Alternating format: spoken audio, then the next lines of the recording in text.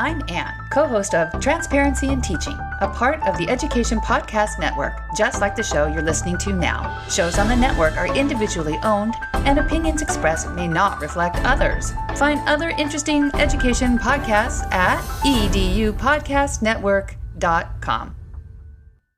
Hello, Empowered Principals. Welcome to episode 320.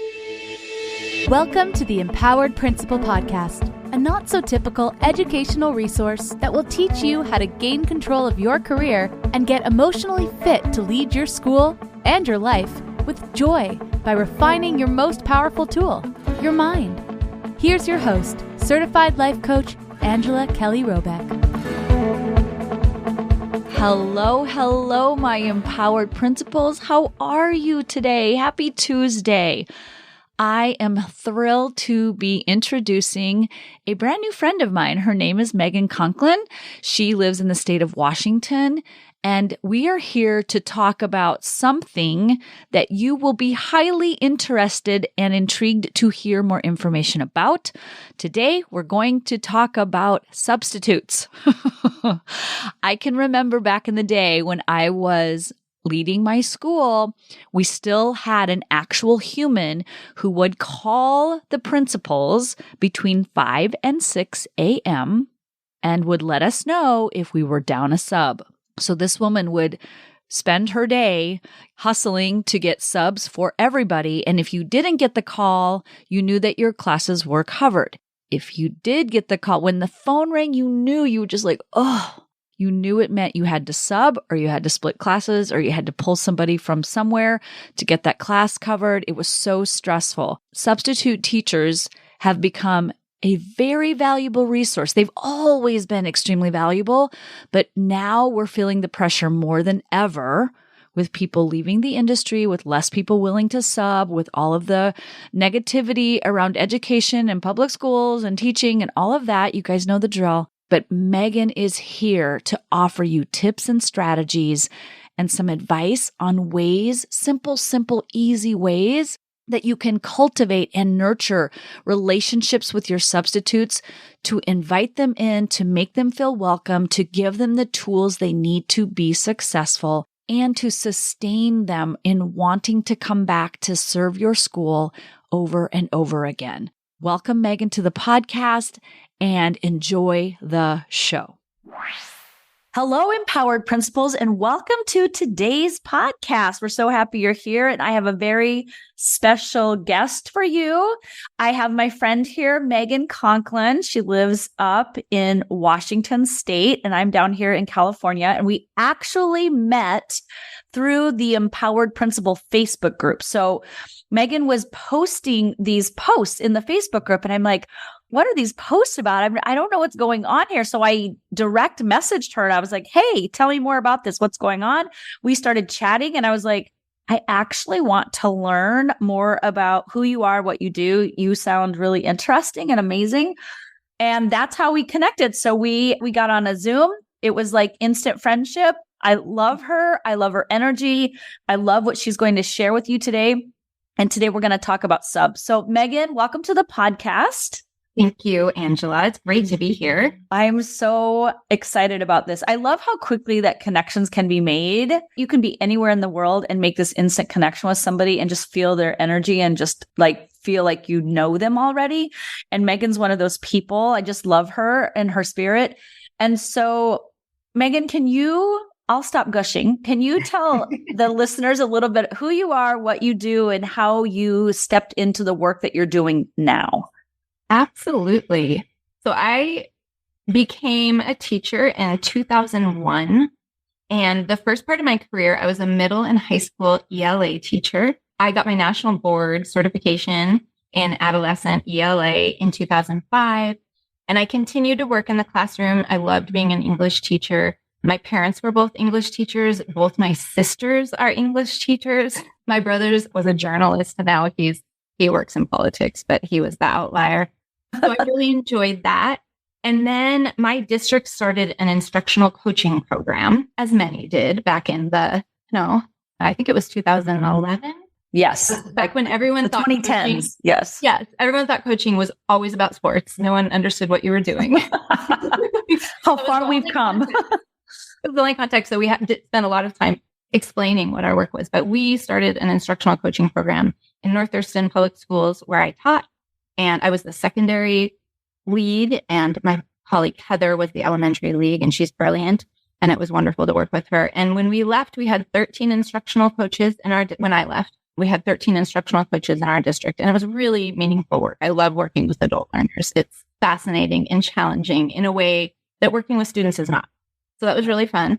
And then I decided to stay home. I have 4 children, and I spent a season home with them. And when I entered back into education, I did so as a sub, and I had never subbed. And I learned very quickly that substitute teaching and classroom teaching are 2 totally different skill sets. And I found out that I love being a substitute teacher. I have the personality for it. I value novelty over consistency. I'm bored easily. I enjoy something new every day. It's a fabulous job. So I really enjoyed it. And then we had the pandemic, which stopped everything. And I stayed home and homeschooled my kids with my husband.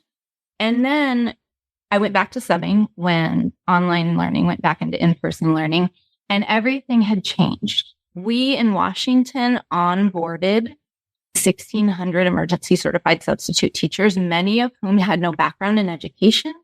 And the landscape of subbing got really different. Mm-hmm. And I realized that we had a lack of support in place, especially for those emergency certified substitute teachers. So we decided to create some support, and we created sub-communities, gathering spaces for substitute educators. And really what it is a PLC for subs. It's nothing, revolutionary. We think about being classroom teachers. Could you ever have survived without your fellow teachers?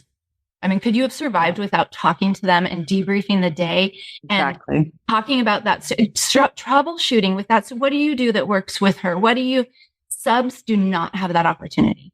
They never are in another room, very rarely, with another sub where they intentionally get to have those conversations and get better at their job. So that's what we designed. And so sub-communities, we gather in a local community center usually, and catered by a local restaurant. And we spend the first half hour intentionally eating together and connecting. I love that. And talking just like you do in your classroom with your students. When you're setting up your classroom at the beginning of the year, you don't dive right into whatever your content is. You spend time getting to know each other and connecting and figuring out who your learners are. And that's what we do in sub-communities for the first little chunk of time.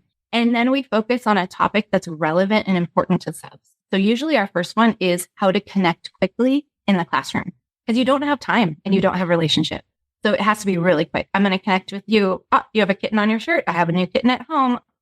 Those kind of little connections that you can make with kids that tell them you're safe and you're human and they can hang out with you for a day.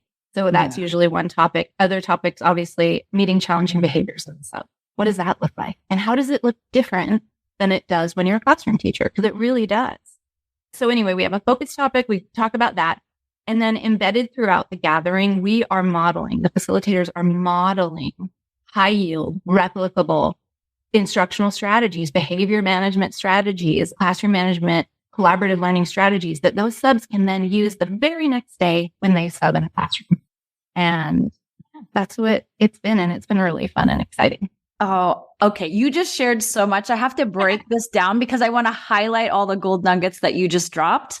So first of all, you said that, I want to just highlight something to point it out because I think that we want to actually celebrate you because you said, it's not revolutionary, but it is revolutionary because nobody, at least to my knowledge, has thought to create a PLC environment for substitute teachers. Mm-hmm. Like in my district, that wasn't a thing. I know in other districts, that wasn't a thing. I work with people all across the country. That's not a thing. Mm-hmm. What I do here is subs are scarce. The pool's low and the people that are in the pool aren't that great. It was just like all this like kind of negativity around subs and all this stress and all this like worry and pressure around finding subs, maintaining subs.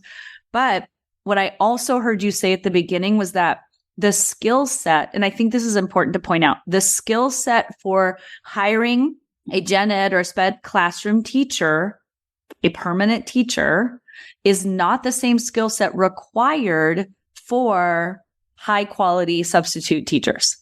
Right. And there may be crossover. Of course. Like you said, the example that you used was so beautiful because you said, they don't have the time. They don't have all school year to like slowly acclimate and get to know kids and their families and their interests and their backgrounds. They have a few hours. And so at most with these kids, so they've got to make that connection and create safety and certainty for those students in that classroom and develop a certain level of trust within the first minutes, right? Yeah.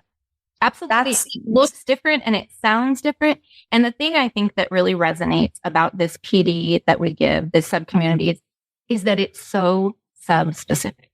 Because I think a lot of times districts just don't have the time to design or deliver sub-specific PD. So they let the subs maybe join the teacher PD, which is, I do not want to denigrate that. Please let your subs join the teacher PD. Because even if you're doing that, you're leaps and bounds ahead of most districts.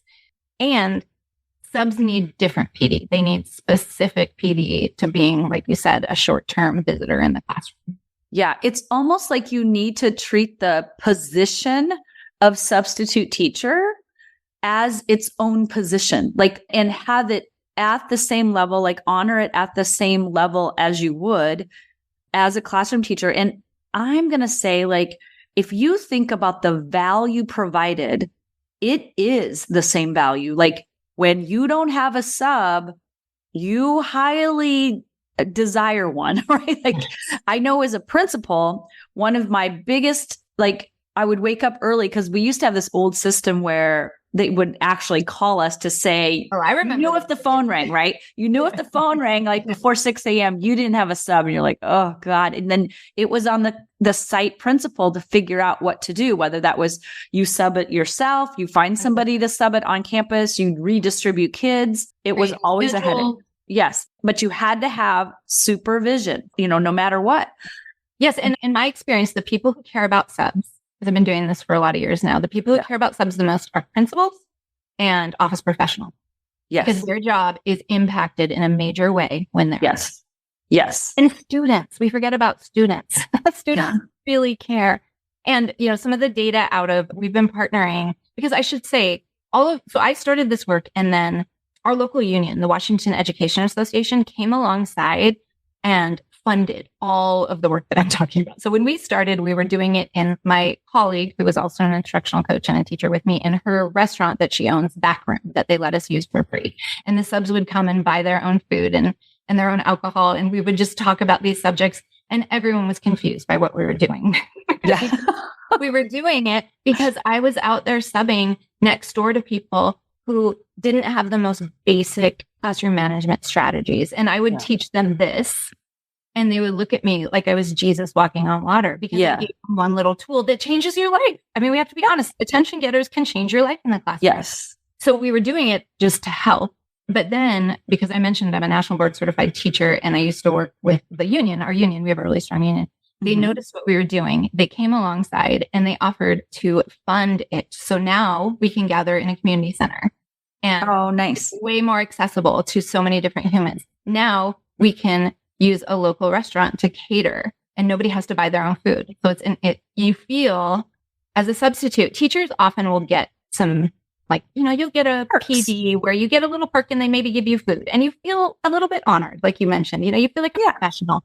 We love treating subs like professionals. And so getting dinner, while you get to sit and talk about your job makes you feel like a professional.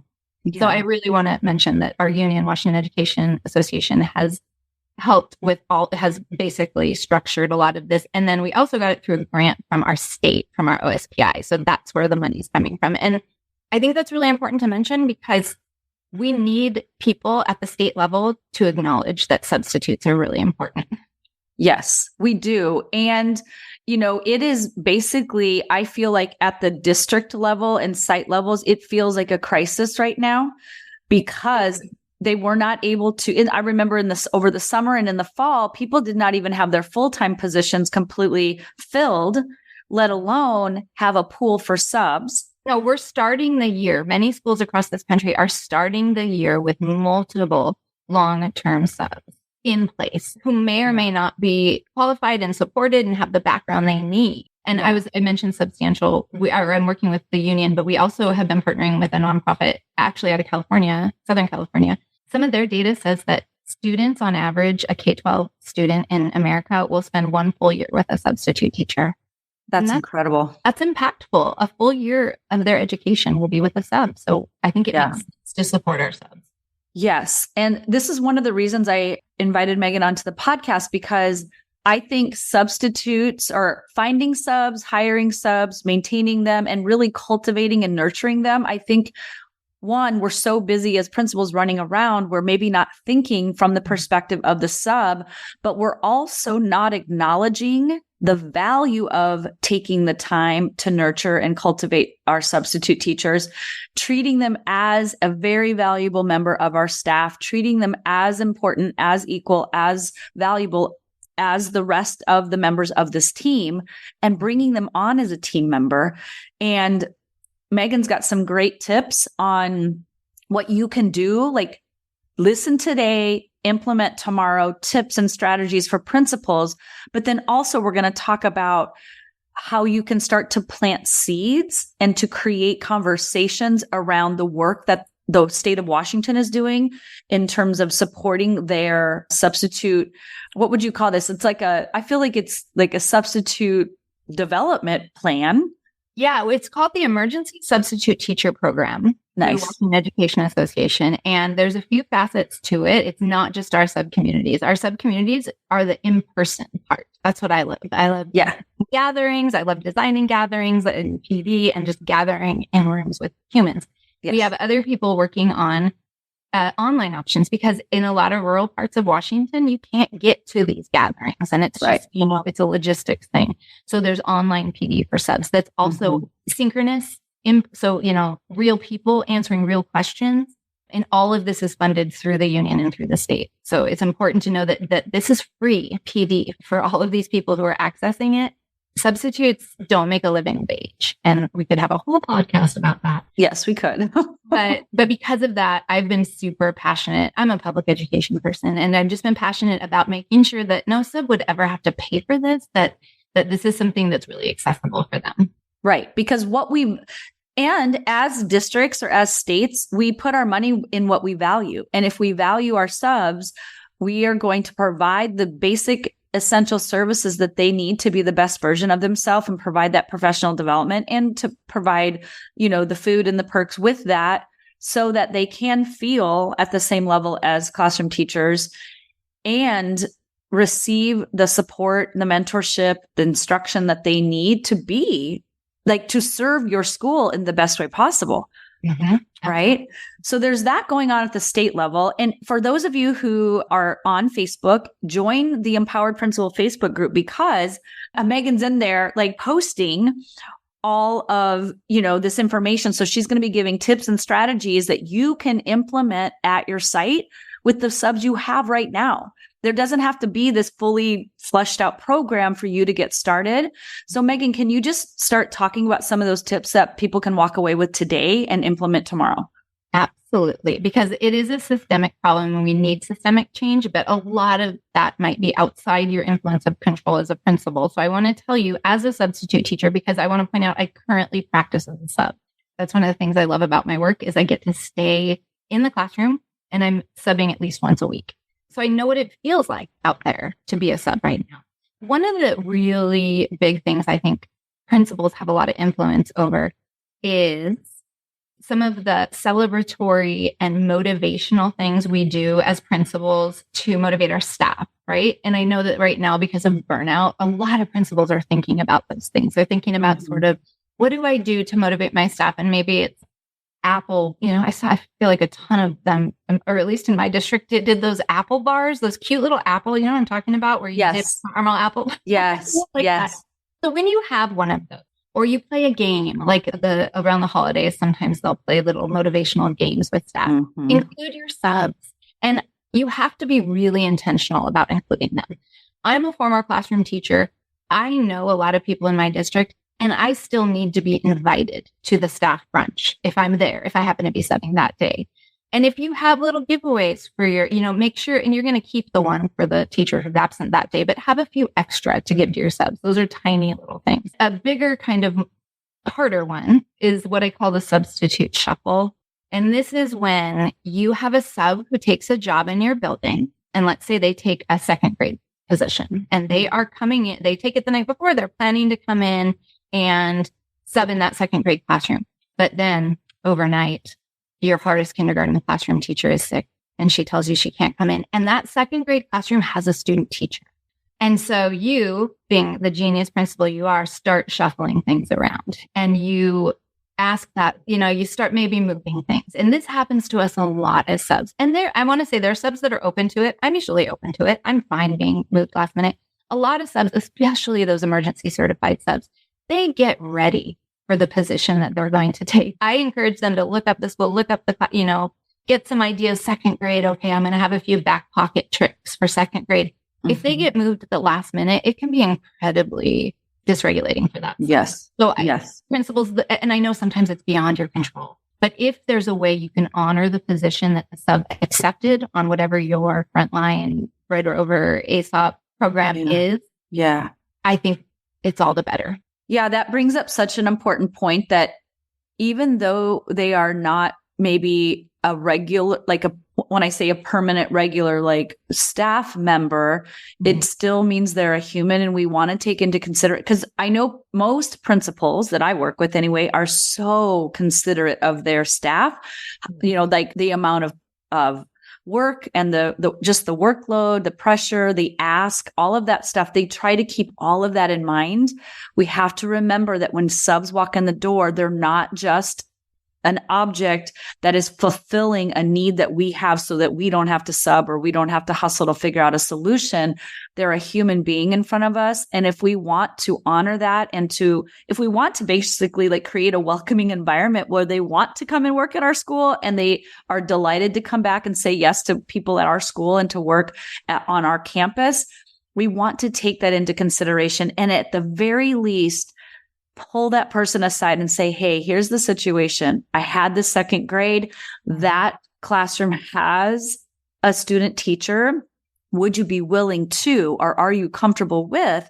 Raise it as a question. Yes. And at least give them the option to think about it or to say actually, I really prepared for second grade. I'm a little nervous to shift gears.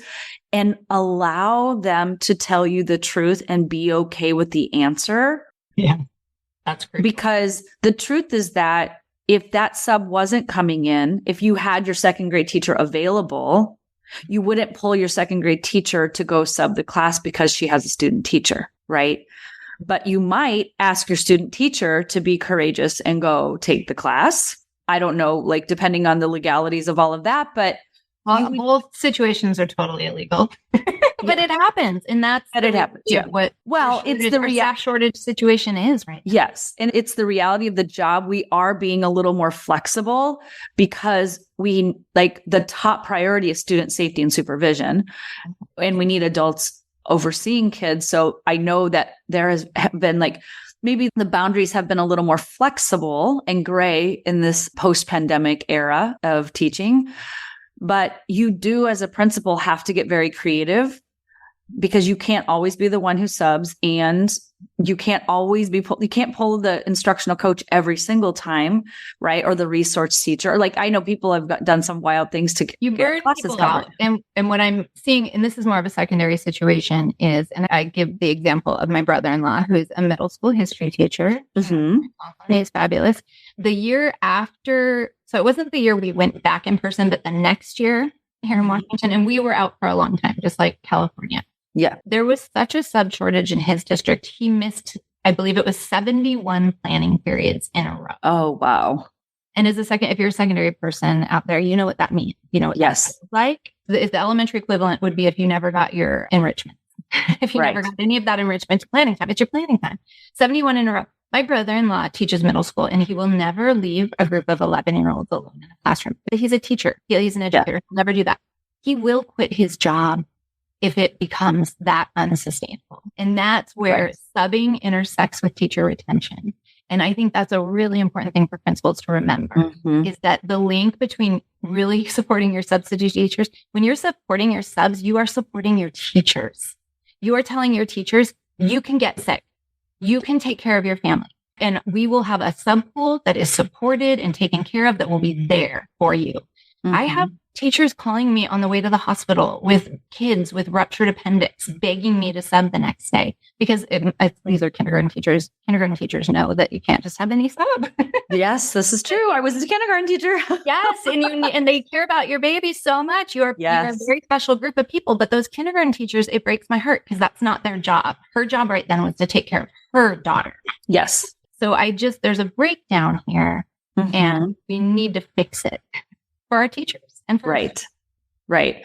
Do you have any other, I know you and I talked about this the other day, but do you have any other ideas or tips that they could because what we're doing here in this conversation is just creating awareness, planting seeds around thoughts to be thinking about when your subs come in. Like you and I were talking about the other day, where from the minute they walk in, having a welcoming, inviting environment in the office, perhaps having folders for subs at the site level that teach them, here are the school-wide procedures and whatever that they the essentials they need to know. I want you to speak to the example you had or the situation you faced when, if there was a lockdown or there was a code red or something happened where there was no phone and there was no way to. There's so many different examples here. So just safety wise, that's a big concern. You mentioned it. We forget our subs. That's the thing about subs is they're incredibly forgettable. And we know that about ourselves. We're okay with it.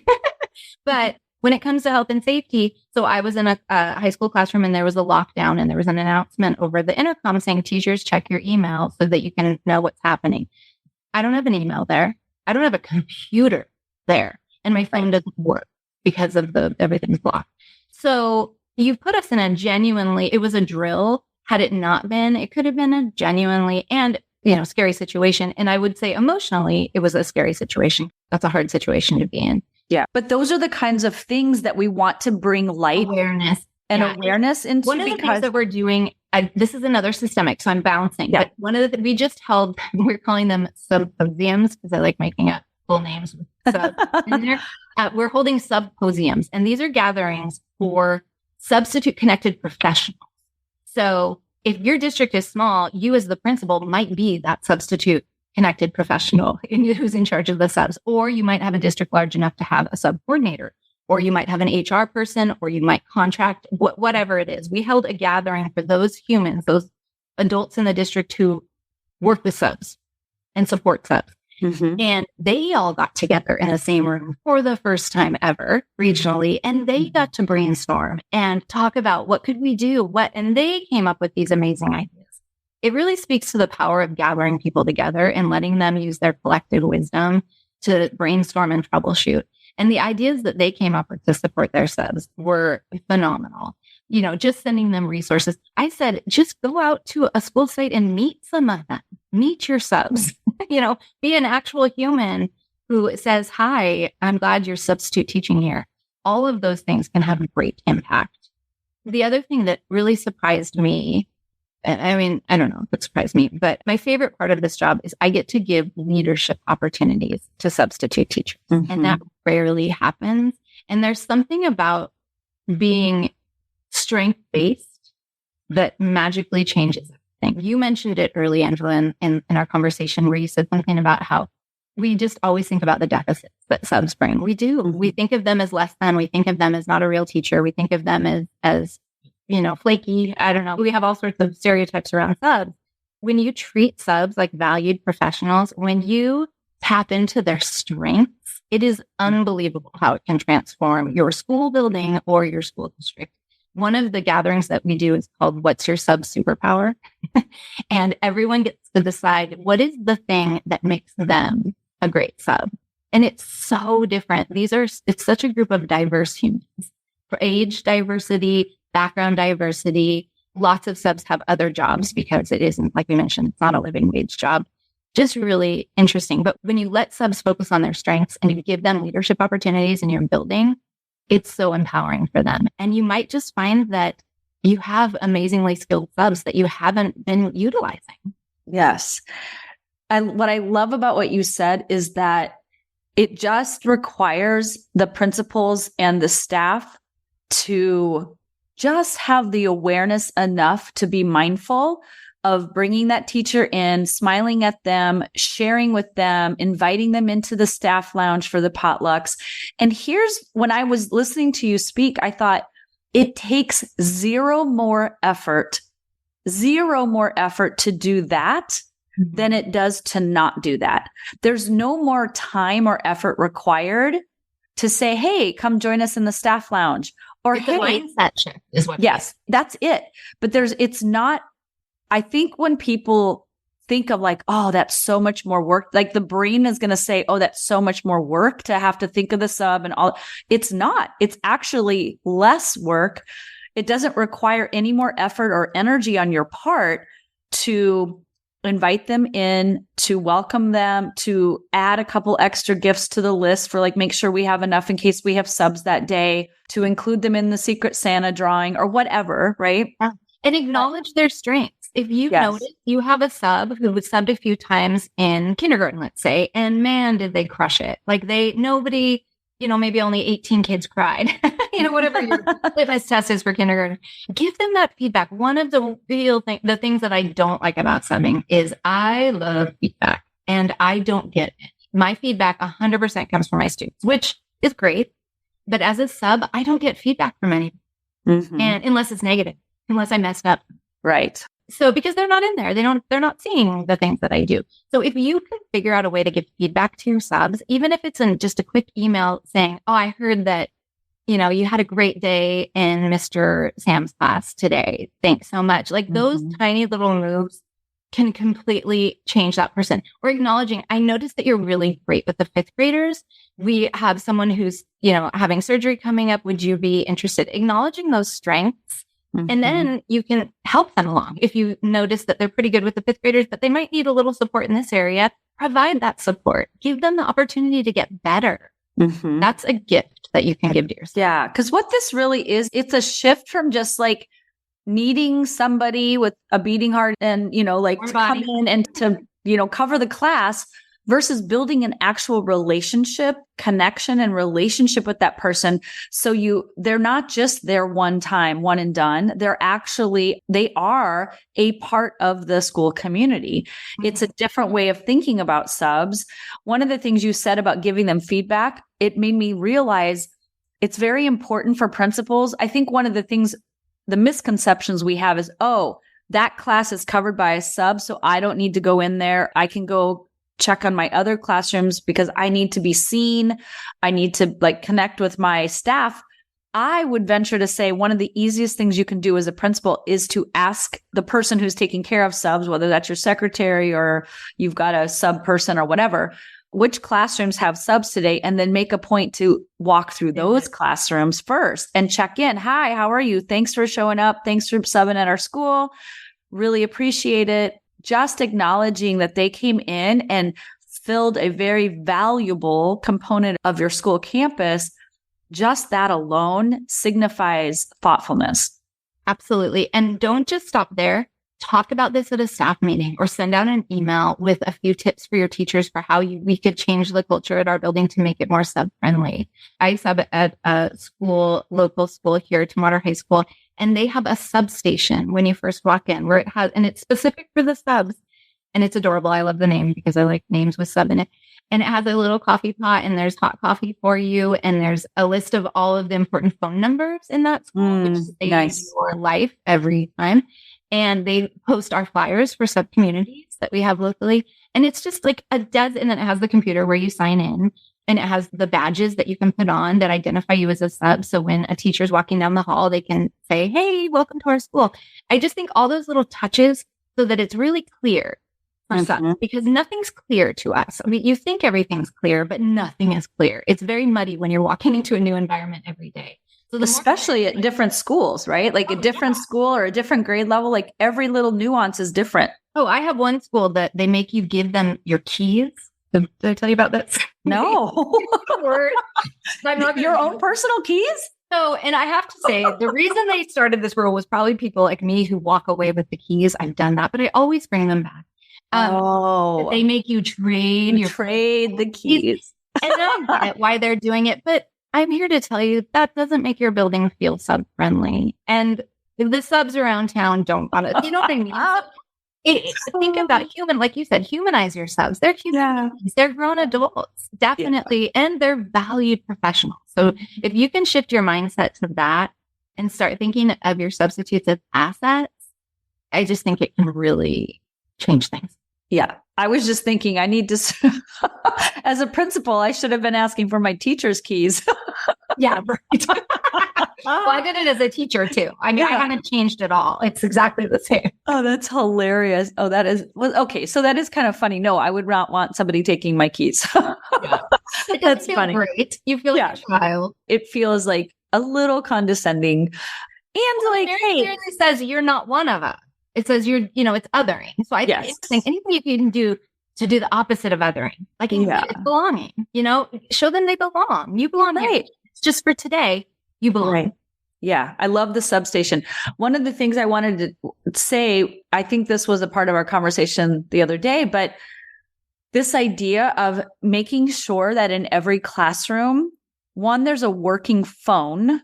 And then two, like you've got to look at your policies or procedures, but having somewhere in large print, in case of emergency, call this number, like a number that is going to be picked up, no questions asked by somebody on that campus, whether it's a cell phone or an office number where that's always answered, somewhere where if there is an emergency because you don't necessarily have access to computer or certainly not district email.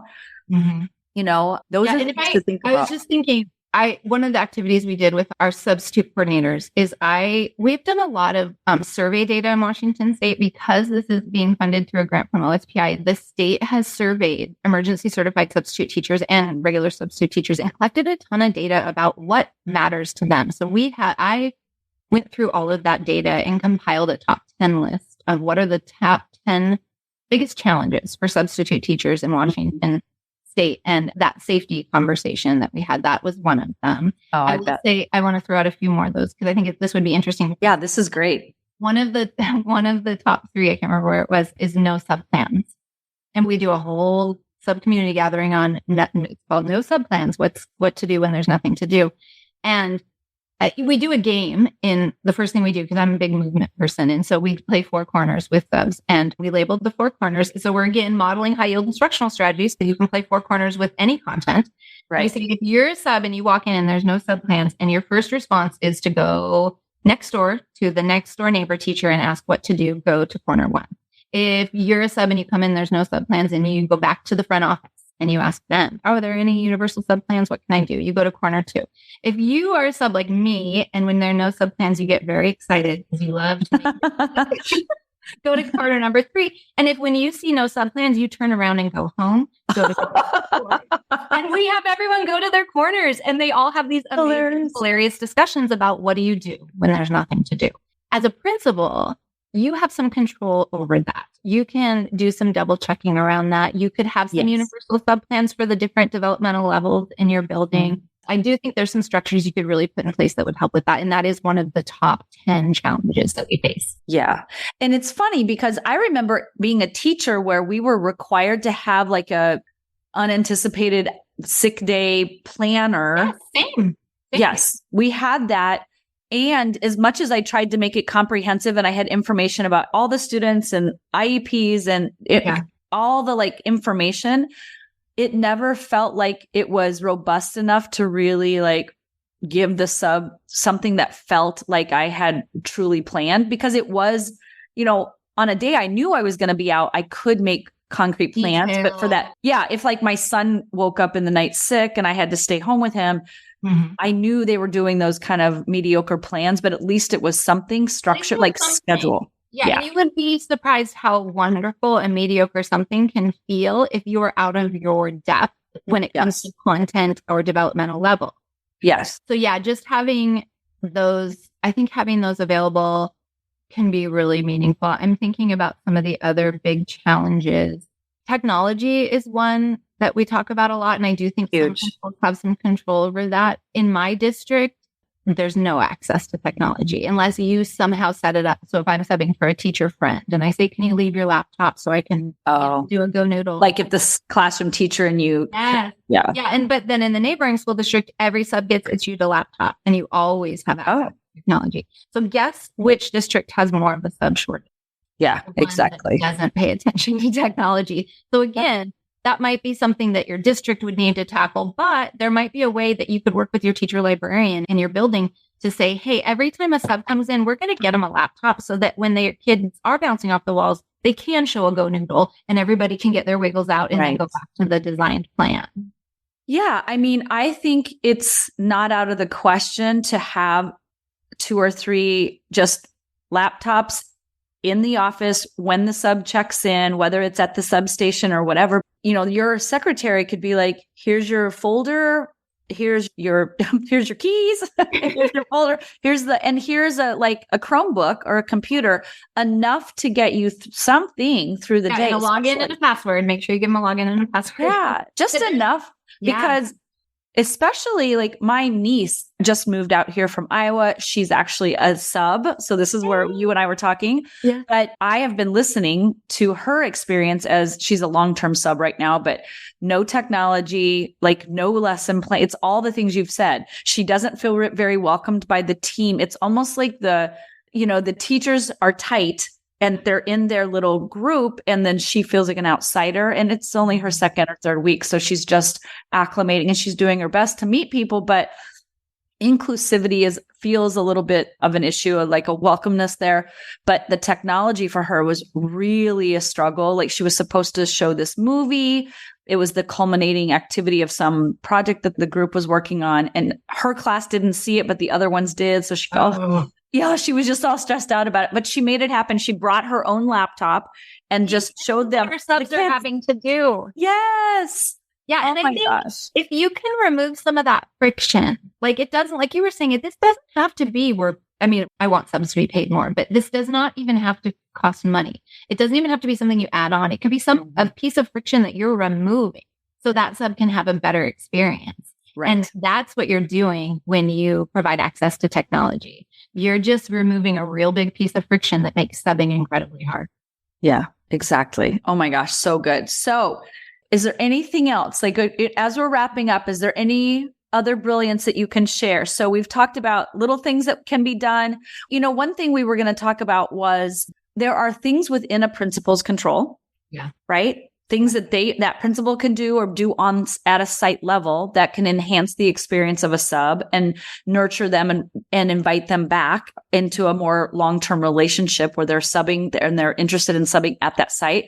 Let's talk about seeds that can be planted in terms of conversations about possibility as it relates to creating systemic change when it comes to having subs available at maybe a district level. Mm-hmm. Absolutely. Well, and I think, like you said, it's that awareness. So one of the things that we talk about in substitute teaching is the missing manager syndrome. In a lot of areas, mine included, there's simply nobody in charge of subs in the district. And everybody thinks it's kind of like when I parent a lot of kids. So I had this experience when I would go to the park with other parents, right? And there'd be a lot of kids, but there'd be a lot of adults. And so you kind of feel like somebody's watching the kids, right? 100% sure you're watching the kids.